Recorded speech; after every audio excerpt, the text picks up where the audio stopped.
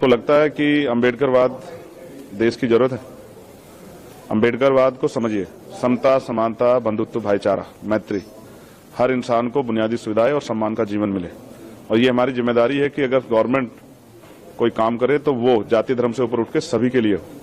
Government की कोई policy ऐसी ना हो जिसमें किसी का कोई नुकसान हो। निगेटिव सोच के साथ गवर्नमेंट काम ना करे, पॉजिटिव सोच के साथ काम करे।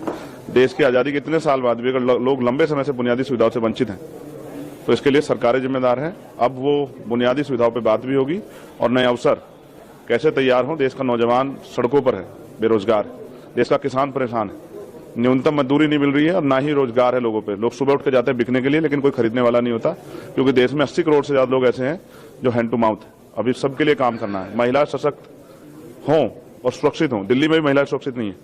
उन महिलाओं को फील कराना है कि वो भी इस देश में बराबर की इज्जत के साथ जिए। अभी तो सरकार ने सब झूठे वादे किए।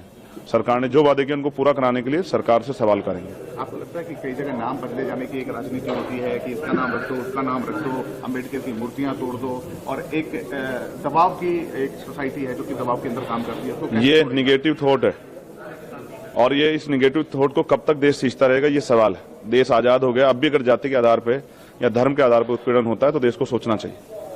लोग इंसान है और इंसानों की वैल्यू होनी चाहिए।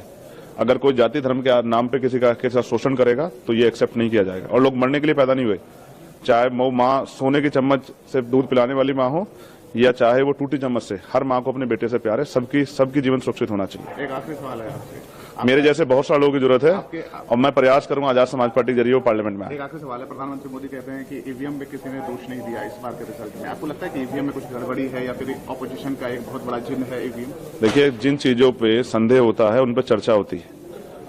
पिछली बार भी बहुत सारी चर्चा हुई थी और चर्चा होनी इसलिए भी जरूरी है क्योंकि ये लोकतंत्र ही हमारी सबसे बड़ी पूंजी है। हमने यही कमाया। इसमें रानी का बेटा राजा नहीं बनता है, राजा वो बनता है जिसको जनता मत देती है। तो अगर कहीं भी संदेह होता है तो उस पर सवाल खड़े होने चाहिए, उसका जवाब उसको इलेक्शन कमीशन को भी और सरकार को देना चाहिए। एक्सपेंशन कैसे करेंगे यूपी में? बहुत मेहनत करेंगे, गांव-गांव जाएंगे, लोगों को जोड़ेंगे, पूरे देश में करेंगे। बहुत बड़ी जिम्मेदारी है और वो एक बहुत बड़ा समाज उम्मीद लगाए बैठा है कि चंद्रशेखर आजाद के जरिए बाबा साहब अम्बेडकर और माननीय काशीराम साहब का अधूरा सपना पूरा होगा।